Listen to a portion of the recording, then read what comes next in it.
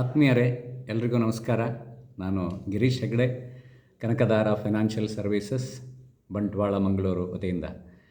ಆತ್ಮೀಯರೇ, ಎಲ್ರಿಗೂ ಕೂಡ ಶುಭವನ್ನು ಹಾರೈಸ್ತಾ ಒಂದು ಒಳ್ಳೆಯ ವಿಚಾರವನ್ನು ನಿಮ್ಮ ಮುಂದೆ ಪ್ರಸ್ತುತಪಡಿಸಲಿಕ್ಕೆ ಈ ಒಂದು ವಿಡಿಯೋ ಸಂದೇಶವನ್ನು ಮಾಡ್ತಾ ಇದ್ದೇನೆ. ದಯವಿಟ್ಟು ಕೊನೆಯ ತನಕ ಚೆನ್ನಾಗಿ ಕೇಳಿಸ್ಕೊಳ್ಳಿ, ನೋಡಿ, ಮತ್ತು ನಿಮ್ಮ ಆತ್ಮೀಯರಿಗೆ ಕೂಡ ತಲುಪಿಸಿ.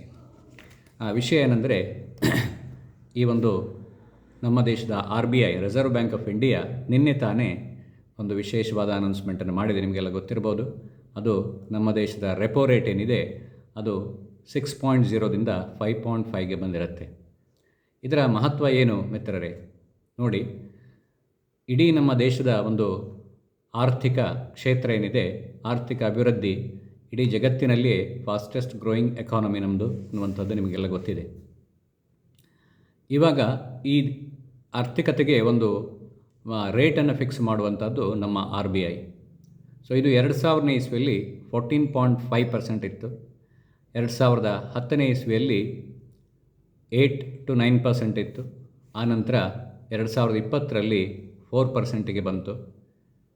ಇದು ಯಾಕೆ ಹೀಗಾಗುತ್ತೆ ಅಂದರೆ, ನಮ್ಮ ದೇಶದ ಆರ್ಥಿಕತೆಯನ್ನು ಅಭಿವೃದ್ಧಿಯ ದಿಕ್ಕಿನಲ್ಲಿ ಕೊಂಡು ಹೋಗಲಿಕ್ಕೆ ರೆಪೋ ರೇಟನ್ನು ಕಡಿಮೆ ಮಾಡ್ತಾ ಬರ್ತಾರೆ. ಅಂದರೆ ಇನ್ವೆಸ್ಟರ್ಸ್ ಫ್ರೆಂಡ್ಲಿ ಅಟ್ಮಾಸ್ಫಿಯರನ್ನು ಕ್ರಿಯೇಟ್ ಮಾಡಲಿಕ್ಕೆ ಈ ರೀತಿಯಾದಂಥ ಒಂದು ವ್ಯವಸ್ಥೆಯನ್ನು ಅವರು ಮಾಡ್ತಾರೆ.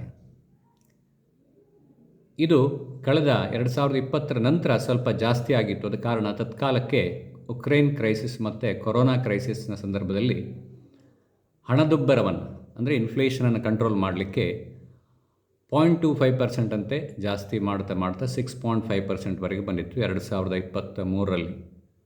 ಅಲ್ಲಿಂದ ಅದನ್ನು ಅಷ್ಟಕ್ಕೆ ಸ್ಟ್ಯಾಗ್ನೆಂಟ್ ಆಗಿ ಇರಿಸಿದ್ರು. ಯಾಕೆಂದರೆ ನಮ್ಮ ಆರ್ಥಿಕತೆ ಬೆಳಿಬೇಕಂದ್ರೆ ರೆಪೋ ರೇಟನ್ನು ಕಡಿಮೆ ಮಾಡಲೇಬೇಕು. ಇದು ನಿಮಗೆಲ್ಲ ಗೊತ್ತಿರುವಂಥ ವಿಷಯ. ಆದರೂ ಕೂಡ ನಿಮ್ಮ ಒಂದು ನೆನಪಿಗೆ ಹೇಳ್ತಾ ಇದ್ದೇನೆ. ಎಲ್ಲ ಡೆವಲಪ್ಡ್ ಕಂಟ್ರೀಸ್, ಈಗೇನು ಆರ್ಥಿಕವಾಗಿ ಈಗಾಗಲೇ ಸಾಕಷ್ಟು ಸಮೃದ್ಧವಾಗಿ ಬೆಳೆದಂಥ ದೇಶಗಳಿದೆ, ಅದು ಅಮೆರಿಕ ಇರ್ಬೋದು, ಯುರೋಪಿಯನ್ ಕಂಟ್ರೀಸ್ ಇರ್ಬೋದು, ಆಸ್ಟ್ರೇಲಿಯಾ, ಜಪಾನ್ ಇರ್ಬೋದು, ಅಲ್ಲೆಲ್ಲ ರೆಪೋ ರೇಟ್ ಮಿತ್ರರೇ 0ಕ್ಕೆ ಹತ್ತಿರ ಇದೆ. ಅದರಲ್ಲಿಯೂ ಕೂಡ ಜಪಾನ್, ಫ್ರಾನ್ಸ್ ಮತ್ತು ಜರ್ಮನಿಯಲ್ಲಿ ಆಲ್ರೆಡಿ 0% ಇದೆ ರೆಪೋ ರೇಟ್. ಸೊ ಇದು ನಮ್ಮ ದೇಶದಲ್ಲಿ ಕೂಡ ಇದೇ ಪ್ರಕ್ರಿಯೆ ನಡೀತಾ ಇದೆ ಕಳೆದ 25 ವರ್ಷಗಳಿಂದ. ಇನ್ನು ಮುಂದೆ ಕೂಡ ಇದು ಹೀಗೆ ಕೆಳಗೆ ಹೋಗಲಿಕ್ಕಿದೆ. ಅಂದರೆ ಇನ್ನು 1-2 ವರ್ಷಗಳಲ್ಲಿ ಪುನಃ ಅದು 4%ಗೆ ತರ್ತಾರೆ ಆ್ಯಕ್ಚುಯಲ್ ರೆಪೋ ರೇಟ್ ನಮ್ಮದು 2020ರ ರೆಪೋ ರೇಟ್. ಆನಂತರ 2030ರ ಹೊತ್ತಿಗೆ 3%, 2040ರ ಹೊತ್ತಿಗೆ 2% ಹಾಗೂ 2050ರ ಹೊತ್ತಿಗೆ 1% ಬರುವಂಥ ಎಲ್ಲ ಒಂದು ಪ್ರಕ್ರಿಯೆಗಳು ನಡೆಯುತ್ತೆ. ಸೊ ಹಾಗಾಗಿ ಇಲ್ಲಿ ಮುಖ್ಯವಾಗಿ ನಾವು ಇದರಿಂದ ಗಮನಿಸಬೇಕಾದ್ದೇನೆಂದರೆ, ಯಾವಾಗ ರೆಪೋ ರೇಟ್ ಕೆಳಗೆ ಹೋಗುತ್ತೆ ಆಗ FD ರೇಟ್ಗಳು ಕೆಳಗೆ ಬರುತ್ತೆ, ಲೋನ್ ರೇಟ್ಗಳು ಕೆಳಗೆ ಬರುತ್ತೆ, ಹಾಗೆ ಪೆನ್ಷನ್ ರೇಟ್ ಕಡಿಮೆ ಆಗುತ್ತೆ. ಸೊ ಹಾಗಾಗಿ ಇಲ್ಲಿ ಒಂದು ಮುಖ್ಯವಾದಂತಹ ಒಂದು ಹೂಡಿಕೆಯ ಅವಕಾಶ ಏನೆಂದರೆ, ನಮ್ಮ LICಯ ಒಂದು ಗ್ಯಾರಂಟಿಡ್ ರಿಟರ್ನ್ಸ್ ಪ್ಲ್ಯಾನ್ನಲ್ಲಿ, ಅದನ್ನು ಪೆನ್ಷನ್ ಪ್ಲ್ಯಾನ್ ಅಂತ ಕೂಡ ಹೇಳ್ತಾರೆ. ಸೊ ನಿಮಗೆಲ್ಲ ಗೊತ್ತಿರ್ಬೋದು, ಈಗ ಬ್ಯಾಂಕಲ್ಲಿ ಎಷ್ಟು FD ಸಿಗ್ತಾ ಇದೆ, 6.5 to 7% ನಮ್ಮ ನ್ಯಾಷನಲೈಸ್ಡ್ ಬ್ಯಾಂಕಲ್ಲಿ. ಸೊ ಇದು ಮುಂದೇನಾಗುತ್ತೆ ಅಂದರೆ, ಈಗಾಗಲೇ ರೆಪೋ ರೇಟ್ ಕೆಳಗೆ ಹೋದಾಗ ಅದು ರೆಪೋ ರೇಟ್ಗೆ ಲಿಂಕ್ ಆಗಿರೋದ್ರಿಂದ ರೆಪೋ ರೇಟ್ಗಿಂತ ಸಾಮಾನ್ಯವಾಗಿ ಒಂದು 0.5% to 1% ಜಾಸ್ತಿ ಇರುತ್ತೆ. ಸೊ ಹಾಗಾಗಿ ಇನ್ನು FD ರೇಟ್ಗಳು ಕೂಡ ರೆಪೋ ರೇಟ್ ಕಡಿಮೆ ಆಗ್ತಾ ಹೋಗುತ್ತೆ. ಆದರೆ ಇಲ್ಲಿ LICಯ ಜೀವನ್ ಅಕ್ಷಯ್ ಮತ್ತು ಜೀವನ್ ಶಾಂತಿ ಅಂತ 2 ನಿಮಗೆ ಇನ್ವೆಸ್ಟ್ಮೆಂಟ್ ಅಪಾರ್ಚುನಿಟಿ ಇದೆ. ಅದೇನೆಂದರೆ, ಅದರಲ್ಲಿ ಉದಾಹರಣೆಗೆ ಜೀವನ್ ಅಕ್ಷಯ್ನಲ್ಲಿ 1 ಟೈಮ್ ಇನ್ವೆಸ್ಟ್ಮೆಂಟ್, ಅದು single investment. So 10 lakh, 20 lakh ಈ ರೀತಿ ಎಷ್ಟನ್ನೇ ನಾವು ಇನ್ವೆಸ್ಟ್ ಮಾಡ್ಬೋದು. ಅದು ಮಾಡಿದಾಗ ಲೈಫ್ ಟೈಮ್ ಸೇಮ್ ರೇಟ್ ನಮಗೆ ಫಿಕ್ಸ್ ಆಗುತ್ತೆ. ಉದಾಹರಣೆಗೆ ಈಗ 6.5% ಇರುತ್ತೆ ಜೀವನ ಅಕ್ಷಯಲ್ಲಿ, ದಟ್ ಈಸ್ ಇಮ್ಮಿಡಿಯೇಟ್ ಪೆನ್ಷನ್. ಅಂದರೆ ಈ ಮಂತಲ್ಲಿ ನಾವು ಇನ್ವೆಸ್ಟ್ ಮಾಡಿದರೆ ನೆಕ್ಸ್ಟ್ ಮಂತಿಂದನೇ 6.5%ಅಲ್ಲಿ ಅಂದರೆ 10 ಲಕ್ಷಕ್ಕೆ 65,000, ಸೊ 1 ಕೋಟಿಗೆ 6.5 ಲಕ್ಷದಂತೆ ನಾವು ಜೀವಮಾನ ಪರ್ಯಂತ ತಗೊಳ್ಳಿಕ್ಕೆ ಅವಕಾಶ ಇರುತ್ತೆ. ಇದು ತುಂಬ ಮಹತ್ವದ ಒಂದು ವಿಚಾರ. ಯಾಕೆಂದರೆ ಇನ್ನು ಮುಂದೆ FD ರೇಟ್ಗಳು ಕೆಳಗಡೆ ಹೋಗ್ತಾ 0ಕ್ಕೆ ಹತ್ತಿರ ಹೋಗುತ್ತೆ. ಆದರೆ ಈ ಒಂದು ಜೀವನ್ ಅಕ್ಷಯ್ ಏನಿದೆ, ಇದು ಹೆಸರೇ ಹೇಳುವಾಗೆ ಇದು ಲೈಫ್ ಟೈಮ್ ಆ ಒಂದು ರೇಟು ಫಿಕ್ಸ್ ಆಗುತ್ತೆ. ಅಂದರೆ we are locking today's rate for entire future. We are locking today's repo rate for entire future of our life. ಹಾಗಾಗಿ ಒಬ್ಬ 30 ವರ್ಷದ 40 ವರ್ಷದ ಅಥವಾ 50 ವರ್ಷದ ವ್ಯಕ್ತಿ ಅಲ್ಲಿ ಇನ್ವೆಸ್ಟ್ ಮಾಡಿದರೆ ಜೀವಮಾನ ಪರ್ಯಂತ ಆ ರೇಟು ಫಿಕ್ಸ್ ಆಗುತ್ತೆ. ಅಂದರೆ ಮಾರ್ಕೆಟ್ ಕಂಡೀಷನ್ಸ್ ಏನೇ ಆಗಿರಲಿ, ಶೇರ್ ಮಾರ್ಕೆಟ್ ಡೌನ್ ಆಗಲಿ ಅಥವಾ ಇನ್ನು ಯಾವುದೇ ರೀತಿಯ economic situation ups and downs ಆಗಲಿ ಅಥವಾ ನಮ್ಮ ವೈಯಕ್ತಿಕ ಜೀವನದಲ್ಲಿ ಆರ್ಥಿಕ ಒಂದು ಪರಿಸ್ಥಿತಿಗಳು ಏನೇ ಆಗಲಿ, ಜಾಬ್ ಲಾಸ್ ಆಗಿರಲಿ ಅಥವಾ ಇನ್ನೇ ಬಿಸ್ನೆಸ್ ಲಾಸ್ ಆಗಿರಲಿ, ಇನ್ನು ಏನೇ ಸಿಚುವೇಷನ್ ಇದ್ದರೂ ಕೂಡ ನಮಗೆ ಇದು ಒಂದು ಗ್ಯಾರಂಟಿಡ್ ಆದಂಥ ಒಂದು ಇನ್ಕಮನ್ನು ಇದು ಕೊಡುತ್ತೆ. ಪ್ರೊವೈಡೆಡ್ ನಾವು ಇವತ್ತು ಇನ್ವೆಸ್ಟ್ ಮಾಡಿದರೆ ಆ ಒಂದು ರೇಟಲ್ಲಿ ಫಿಕ್ಸ್ ಆಗುತ್ತೆ. ಇಲ್ಲಾಂದರೆ ರೆಪೋ ರೇಟ್ ಕೆಳಗೆ ಹೋಗುವಾಗ ಇದು ಕೂಡ ಕೆಳಗೆ ಹೋಗ್ತಾ ಇರುತ್ತೆ. 2000ನೇ ಇಸ್ವಿಯಲ್ಲಿ ಇದೇ LICಯ ಪೆನ್ಷನ್ ಪ್ಲ್ಯಾನ್, ಈ ಒಂದು ಜೀವನ ಅಕ್ಷಯ ಏನಿದೆ, ಇದು 12.58% ಬರ್ತಾಯಿತ್ತು ಮಿತ್ರರೇ. ಅಂದು ಇನ್ವೆಸ್ಟ್ ಮಾಡಿದವರಿಗೆ ಇವತ್ತಿಗೂ ಕೂಡ 12.58% ಆ ಒಂದು ಪೆನ್ಷನ್ ಅಥವಾ ರಿಟರ್ನ್ಸ್ ಬರ್ತಾಯಿದೆ. ಹಾಗಾಗಿ ಇಲ್ಲಿ ಒಂದು ವೈಸ್ ಡಿಸಿಷನನ್ನು ನಾವು ಮಾಡಬೇಕಾಗಿದೆ. ಅದೇನೆಂದರೆ FDಯಲ್ಲಿ ನಾವು ನಮ್ಮ ಹಣವನ್ನು ನಾವು ಪಾರ್ಕ್ ಮಾಡಿದರೆ ಅಲ್ಲಿಂದ ಅದರಲ್ಲಿ ಒಂದು 50% ನಾವು ಇದಕ್ಕೆ ವರ್ಗಾಯಿಸಿದರೆ ನಮಗೆ ಲೈಫ್ ಟೈಮ್ ಈ ಒಂದು ರೇಟ್ ಗ್ಯಾರಂಟಿಡ್ ಆಗಿ ಫಿಕ್ಸ್ ಆಗಿಬಿಡುತ್ತೆ. ತನ್ಮೂಲಕ ನಮ್ಮ ಜೀವನಕ್ಕೆ ಒಂದು ಭದ್ರವಾದಂತಹ ಒಂದು ಆದಾಯದ ವ್ಯವಸ್ಥೆ ಆಗುತ್ತೆ. ಸೊ ಹಾಗಾಗಿ ಇದು ಪ್ರತಿಯೊಬ್ಬರಿಗೂ ಕೂಡ ಅಗತ್ಯ ಇರುವಂಥದ್ದು.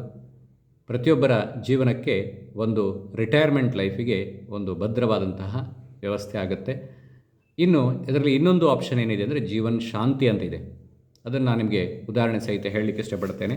ಅದೇನೆಂದರೆ ಒಬ್ಬ ವ್ಯಕ್ತಿ ಅದು 30 ವರ್ಷ, 40 ವರ್ಷ, 50 ವರ್ಷ, 60 ವರ್ಷ, 70, 75 ವರ್ಷದ ಉದಾಹರಣೆಯನ್ನು ನಾನು ಹೇಳ್ತೇನೆ.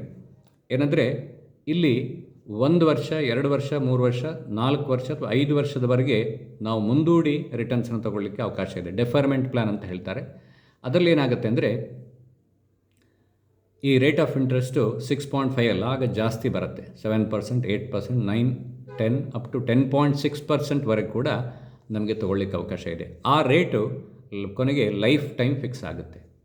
ಹಾಗಾಗಿ ಇದು ನಮ್ಮ ಎಲ್ರಿಗೂ ಕೂಡ ಯಾರು FDಯಲ್ಲಿ ನಾವು ಇನ್ವೆಸ್ಟ್ ಮಾಡ್ತಾ ಇದ್ದೇವೆ, ಆ FDಯಲ್ಲಿ ಇನ್ವೆಸ್ಟ್ ಮಾಡೋರಿಗೆ ಎಲ್ಲರಿಗೂ ಕೂಡ ಇದು ತುಂಬ ಒಂದು ಒಳ್ಳೆಯ ಅವಕಾಶ ಅಂತ ಹೇಳ್ಬೋದು. ಉದಾಹರಣೆಗೆ 10 ಲಕ್ಷವನ್ನು, ಅಂದರೆ ಇದು ಸಿಂಗಲ್ ಪ್ರೀಮಿಯಂ ಇನ್ವೆಸ್ಟ್ ಮಾಡುವಂಥದ್ದು, 10 ಲಕ್ಷವನ್ನು 30 ವರ್ಷದ ವಯೋಮಿತಿಯವರು ಇನ್ವೆಸ್ಟ್ ಮಾಡಿದರೆ 85,000 ಪೆನ್ಷನ್ ಬರುತ್ತೆ. ಯಾವಾಗ ಅಂದರೆ 1 ವರ್ಷದ ನಂತರ. ಇನ್ನು 40 ವರ್ಷದ ವಯಸ್ಸಿನವರು ಇನ್ವೆಸ್ಟ್ ಮಾಡಿದರೆ 87,700 ಬರುತ್ತೆ, 8.77 ಬರುತ್ತೆ. ಆಮೇಲೆ ಇದು 5 ವರ್ಷ, ಕ್ಷಮಿಸಿ, 5 ವರ್ಷ ಡೆಫರ್ಮೆಂಟ್. ನಾನು ಹೇಳ್ತಾ ಇರೋದು ಈ ಉದಾಹರಣೆ 5 ವರ್ಷ, ಯಾಕಂದರೆ 30 ವರ್ಷದ ವಯಸ್ಸಿನವರು 5 ವರ್ಷದ ನಂತರ ರಿಟರ್ನ್ಸನ್ನು ತಗೊಳ್ಳಿಕ್ಕೆ ಮನಸ್ಸು ಮಾಡಿದರೆ, ಅಂದರೆ ಅದರಲ್ಲಿ 1 ವರ್ಷ ಮುಂದೂಡ್ಬೋದು, 2 ವರ್ಷ ಮುಂದೂಡ್ಬೋದು, 3, 4 ಹೀಗೆ 5 ವರ್ಷದವರೆಗೆ ಮುಂದೂಡಲಿಕ್ಕೆ ಅವಕಾಶ ಇದೆ. ಸೊ ಹಾಗಾಗಿ 30 ವರ್ಷದ ವ್ಯಕ್ತಿ 5 ವರ್ಷದ ನಂತರ ತಗೊಳ್ಳಿಕ್ಕೆ ಅವರು ಅದನ್ನು ಇನ್ವೆಸ್ಟ್ ಮಾಡಿದರೆ 85,000 ತಗೊಳ್ಬೋದು 10 ಲಕ್ಷಕ್ಕೆ. ಅಂದರೆ 8.5% ಆ ಒಂದು ರಿಟರ್ನ್ಸ್ ಬರುತ್ತೆ. 40 ಏಜಿನವರಿಗೆ 87,700 ಬರುತ್ತೆ, ಅಂದರೆ 8.77% ಬರಂದಂಗಾಯಿತು. 50 ವರ್ಷದವರು 9.13, 91,300. 60 ವರ್ಷದವರಿಗೆ 96,300. 70 ವರ್ಷದವರಿಗೆ 1,03,200, ಅಂದರೆ 10.32%. 75 ಏಜಿನವರಿಗೆ 1,61,000, ಅಂದರೆ 10.61%. ಸೊ ಆ ರೀತಿ ಇದು ನಮಗೆ ರಿಟರ್ನ್ಸನ್ನು ಕೊಡುತ್ತೆ. ಆ ರೇಟು ಜೀವಮಾನ ಪರ್ಯಂತ ಫಿಕ್ಸ್ ಆಗುತ್ತೆ. ಸೊ ಹಾಗಾಗಿ ನಮ್ಮ ಆ ಒಂದು ದೀರ್ಘಕಾಲಿಕ ಹೂಡಿಕೆ ಅವಕಾಶವನ್ನು ಗಮನಿಸಿದಾಗ ಇದು ತುಂಬ ಲಾಭದಾಯಕವಾಗಿರುತ್ತೆ. ಹಾಗಾಗಿ ಇದು ಒಂದು ಭದ್ರವಾದಂತಹ ಒಂದು ಇನ್ವೆಸ್ಟ್ಮೆಂಟ್ ಅಪಾರ್ಚುನಿಟಿ, ಇದನ್ನು ಉಪಯೋಗಿಸ್ಕೊಳ್ಳಿ ಅಂತ ಹೇಳ್ತಾ, ಕೊನೆಯದಾಗಿ ಏನಂದರೆ LIC ಜಗತ್ತಿನ ನಂಬರ್ 1 ಒಂದು ಇನ್ಶೂರೆನ್ಸ್ ಕಂಪನಿಯಾಗಿದೆ, ನಮ್ಮ ದೇಶದ ಹೆಮ್ಮೆಯ ಇನ್ಶೂರೆನ್ಸ್ ಕಂಪನಿ. ಸೊ ಇಲ್ಲಿ ಸಾವರಿನ್ ಗ್ಯಾರಂಟಿ ಇದೆ ಮಿತ್ರರೇ. ಅಂದರೆ ನಮ್ಮ LIC ಆ್ಯಕ್ಟ್ 1956ನ ಪ್ರಕಾರ, ಸೆಕ್ಷನ್ 37ನ ಪ್ರಕಾರ, central government is giving complete 100% guarantee for the investors money. So ಹಾಗಾಗಿ ಇನ್ ಎನಿ ಕೇಸ್ ನಮಗೆ ಈ ಒಂದು ರಿಟರ್ನ್ಸ್ ಗ್ಯಾರಂಟಿಡ್ ಆಗಿ ಸಿಗುತ್ತೆ, ಸೆಕ್ಯೂರ್ಡ್ ಆಗಿರುತ್ತೆ, ಅದರ ಒಟ್ಟಿಗೆ ಇನ್ಶೂರೆನ್ಸ್ ಕವರೇಜ್ ಕೂಡ ಇರುತ್ತೆ. ಸೊ ಹಾಗಾಗಿ ಈ ಒಂದು ಅವಕಾಶವನ್ನು ನಾವೆಲ್ಲರೂ ಕೂಡ ಉಪಯೋಗಿಸ್ಕೊಳ್ಳೋಣ ಅಂತ ಹೇಳ್ತಾ, ಜೀವನ್ ಅಕ್ಷಯ್ ಮತ್ತು ಜೀವನ್ ಶಾಂತಿಯಲ್ಲಿ ನಿಮ್ಮ ಹೂಡಿಕೆಯನ್ನು ಮಾಡಿಕೊಳ್ಳಿ. ತನ್ಮೂಲಕ ಇಡೀ ಜೀವಮಾನಕ್ಕೆ ಒಂದು ಆರ್ಥಿಕ ಭದ್ರತೆಯನ್ನು ನೀವು ಪಡೆದುಕೊಳ್ಳಿ ಅಂತ ಹೇಳಿ ಹಾರೈಸ್ತಾ, ಎಲ್ಲರಿಗೂ ಶುಭವನ್ನು ಹಾರೈಸ್ತಾ ನಮಸ್ಕಾರಗಳು. ಥ್ಯಾಂಕ್ ಯು, ಧನ್ಯವಾದಗಳು.